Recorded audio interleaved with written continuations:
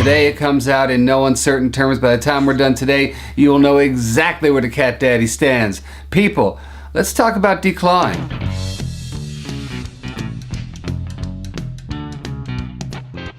It's very simple. I mean, declawing is something that I come across every day. 25% of all cats in the US are declawed, which is crazy when you ask me. Why is it crazy? Because declawing is, in my humble opinion, inhumane, barbaric, for the most part cosmetic, and it is unnecessary. What is declawing?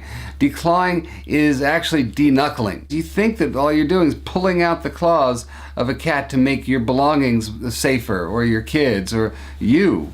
But it's not. It is the amputation of the first joint of every knuckle on a cat's paws. I'm here to talk for the cats. And the cats say, of course I wouldn't want my knuckles amputated. And for what reason?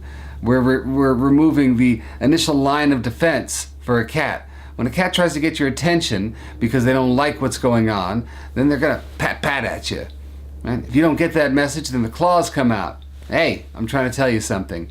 And the third line of defense is their teeth. That's when they bite. So when a cat gets their claws taken away because you think you're going to be safer, I'm telling you what, you're going to get bit more often than not. Cats who are declawed are more likely to get surrendered to shelters. Why is that? Usually because of secondary symptoms. A cat goes in the litter box for the first time after surgery, it hurts. A cat doesn't say, wow, my paws hurt. What they say when they step in the litter box is, that place hurts. And why would I go back there?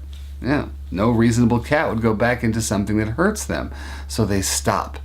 And cats who are declawed then wind up with litter box problems. That's when I meet them. Let's also talk about what we're doing to a cat's physiology.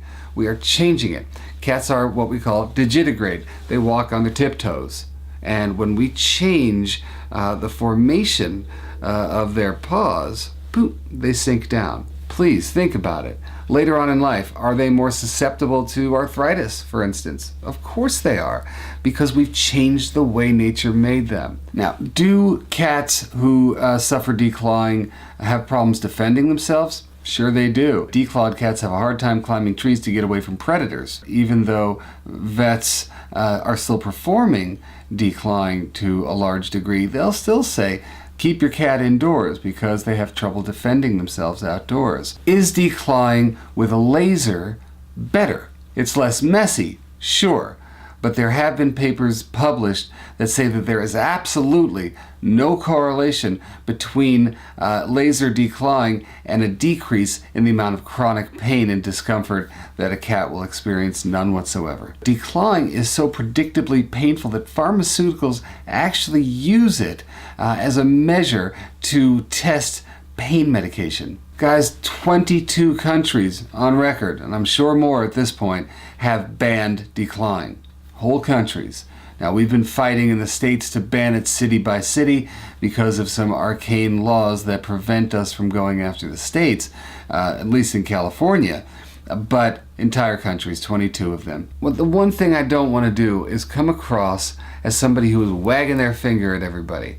That's not who I am, I swear to you. I'm an educator and a student for the most part. But I'm here to tell you that it's forgivable. If you said, oh, my grandparents declawed, my mom declawed her cat, so I declawed mine. It's fine if you're learning right now.